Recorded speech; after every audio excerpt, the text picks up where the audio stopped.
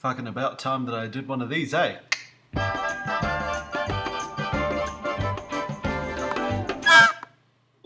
Oh, that noise.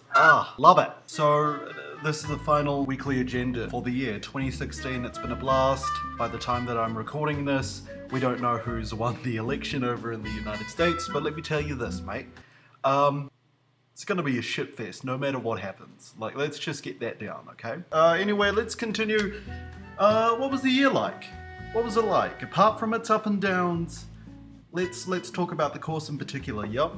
Semester 1 had to come up with a concept, or at least, you know, a script. What was supposed to be a complete script, and sorry about that, or a documentary that I wanted to do. In which case, if you've forgotten, Mr. Gillies, what was my documentary idea? I don't even remember myself. What the fuck? Smelter. That was the one. Smelter. Wanted to go to TY Point and just see, you know, what it was like over there. See what the people over there thought about its economic prosperity in terms of the future ahead, because there were some news reports here and there. Obviously, they weren't keen in doing the project, and I'm talking about the people over at the smelter. So of course, that was shit.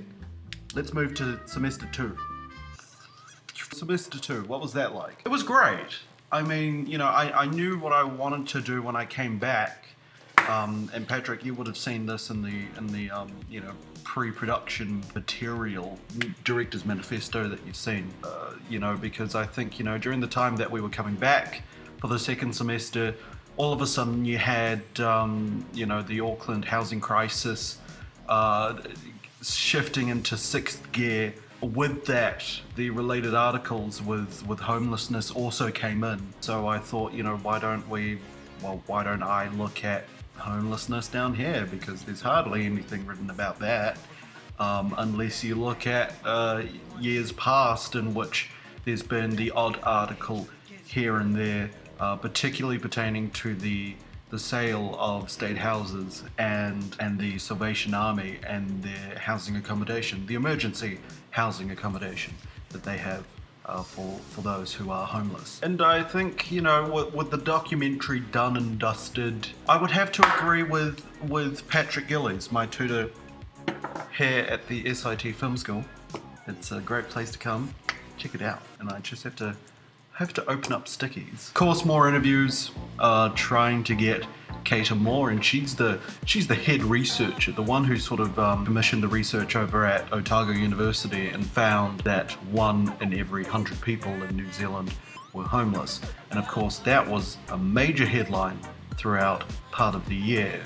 And so it'd be really interesting to get her to comment on the issue, probably even talk about it in a more local context. What additional things that her data presents that the country as a whole really need to know. And of course, I've got to get her to have a look at what David Hope said as to the theory behind what homelessness is. Now, of course, that's Hope's opinion, but of course, Mr. Gillies, he was a bit conscious of what audiences would think, because of course David Hope is the emergency accommodation coordinator over at the Salvation Army, and the Salvation Army of course is something that is religiously linked. And I mean, you know, it's a fair call, I would think, just to say, you know, what if people think that the only reason why Hope is saying this shit is because he is you know,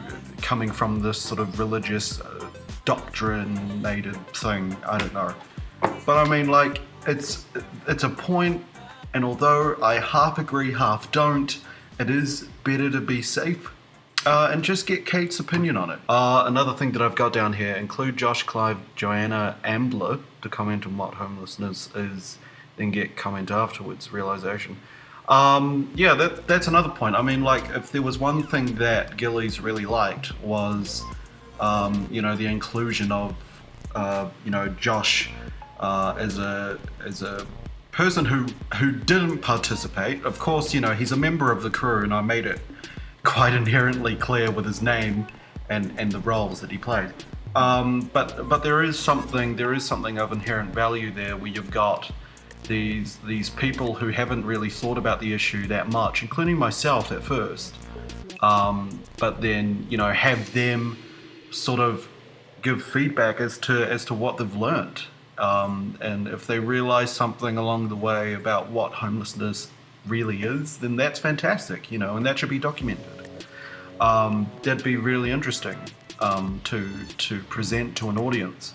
Whether or not that makes it within the final 23 minutes that I want to get it up to, though, is the big question. And personally, maybe.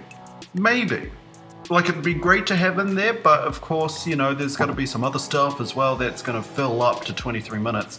One of those things, and it's another point here also, find an actual homeless individual to give their own story of being homeless, what support they're getting, if they're getting any, of course, and what they need to get back on their feet, or whether or not they want to get back on their feet. Because there's one point in David Hope's interview, and I didn't include it because I knew that it would need something else, like something complementary to back up his claim. Sometimes people choose to be homeless, and that's a choice that we have to give these people. It's not about wrapping them up in cotton wool and putting them into a nice warm room. If they don't choose to be there, that's their choice. And I fully agree with it. Shit, I mean, you have to be one hell of a person to choose. But if you're going to choose that, then that's okay. But I want to give you a hand at the same time. And I mean, how can we help those people, just make their lives a little easier whilst they're living a life of homelessness. And see what this homeless individual thinks about what local governance, what central governance is doing with it around the issue. Because I've got down here, lack of response from National MP, thoughts on council initiatives. And that's, it's really sad, actually, to know that Sarah Dowie didn't respond, probably because she might get a shitload of emails, I don't know. There's a part of me, though, that really thinks that you should, respond to things at the very least. If you're going to decline, then decline it, right?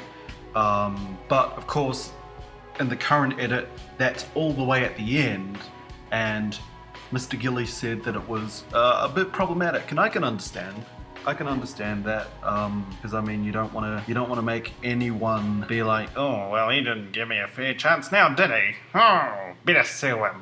And I mean, yeah, I don't know, but to be honest, I will be continuing production to improve on those points in particular throughout March, and this is going to be tight. It's going to be tight, real tight. Hey, Tennille. Hey. Do you like to read? I love to back. And thanks to editing, I'm just going to muck up your words a little bit. Tennille, do you like to read? You fuck. Yeah, Patrick, overall, the year was good. I'm giving your course a 3.5 out of 5. You're really offensive, you know that? I am. You should go die in a hole. Would you say I have offensive